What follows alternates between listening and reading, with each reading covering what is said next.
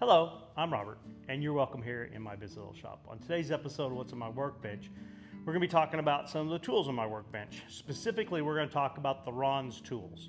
Now, I get a lot of questions about tools that I use in the shop, and I think out of all the collections, I get more questions and comments on the Ron's tools than any of the other tools.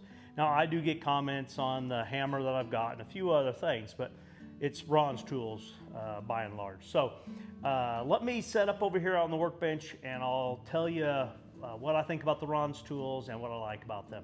I appreciate having you in the shop with me today. So these are the tools that I purchased from Ron's Tools.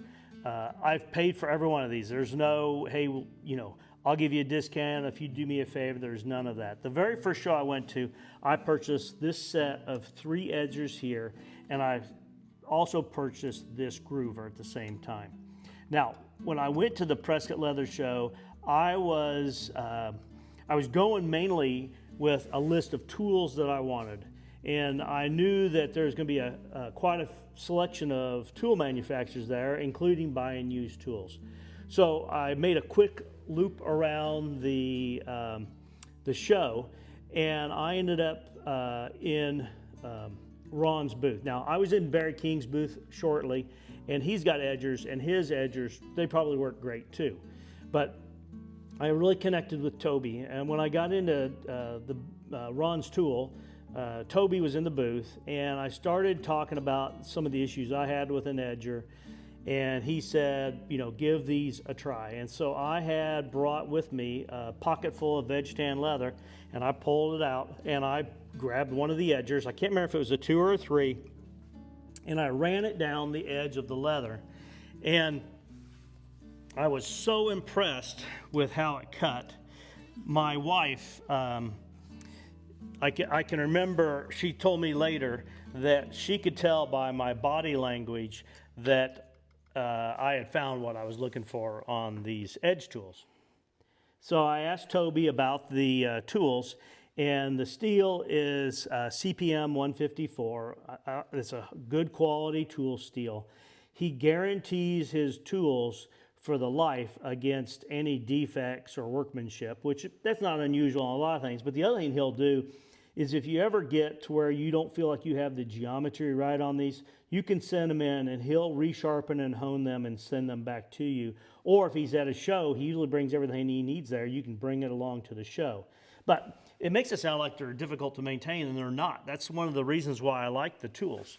He ships a stainless steel rod with each tool that is the correct size for that shape. And with some sandpaper over here, some 600 grit, a few strops on it, working it up and down, and that tool is re-sharpened and ready to go.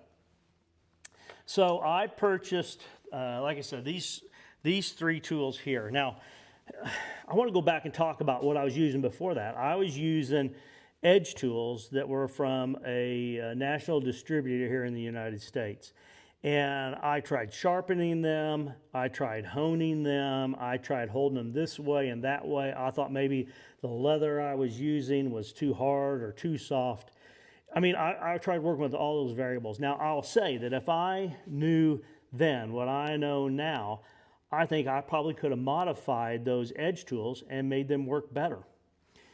As a beginning leather worker, that's probably, what you would be buying is a beginner set. So, you're a little bit handicapped right from the start because you don't have the experience and knowledge of how the tool works and the sharpening and such.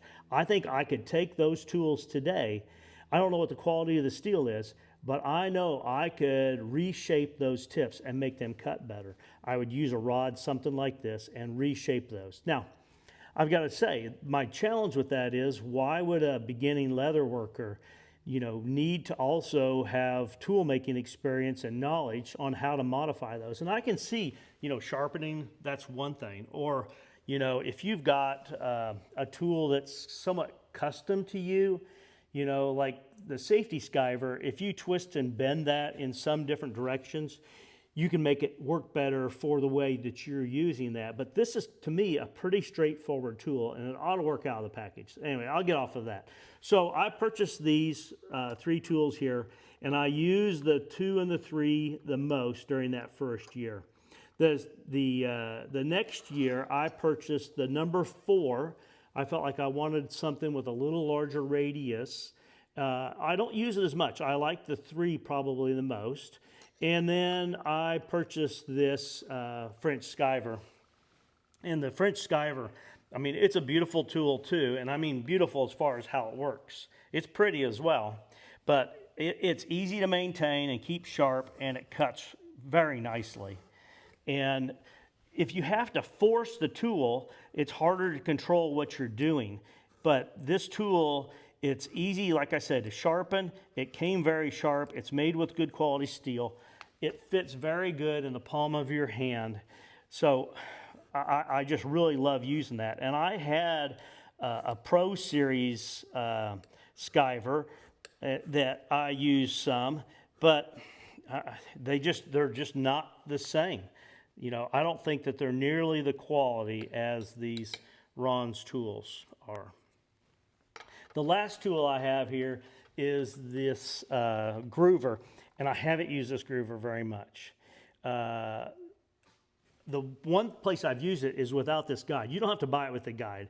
The guide helps you, you know, to set up to where it keeps it in a specific place here.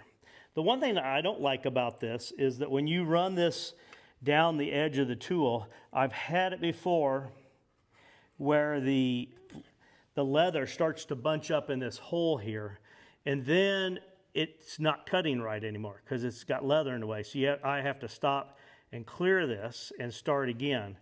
And it is affected somewhat by how firm the leather is. So I probably ought to ask Toby if he has a suggestion on that. If it starts off good, you can see it's feeding out the back.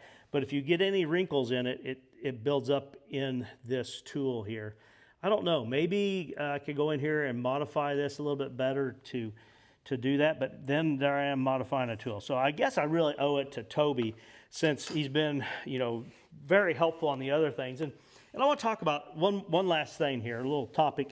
I like using small companies. I don't know how many employees, you know, Toby's got there at Ron's Tools. Why is it called Ron's Tools and Toby? Toby bought the company from Ron a few years back, and he's been running it since then. So I like dealing with small companies that know me. I feel like you get better service when I pick up the phone and I call Toby, and it's not like, you know, he's like knows my voice, or even if I say it's Robert Little, he doesn't know who that is. But if I was to say Robert Little and I bought these at Prescott and talk a little bit about it, then he remembers me. And each year that I see him at the show, he acknowledges me and says hi. So, you know, I appreciate that type of service, and I don't get that with, you know, the large chains out there. So anyway, let me turn the camera around here and I'll wrap up. Well, there you go. I think they're a beautiful tool. They're as easy to use as they are beautiful, and I really appreciate the workmanship. I make custom leather goods, and I can appreciate a custom tool just as well. So if there's any information that I didn't cover that you want to know, if you would put a note in the comments, I'd be glad to answer that for you. Appreciate having you to shop with me today. Please like, share, and subscribe, but more importantly, have a great day.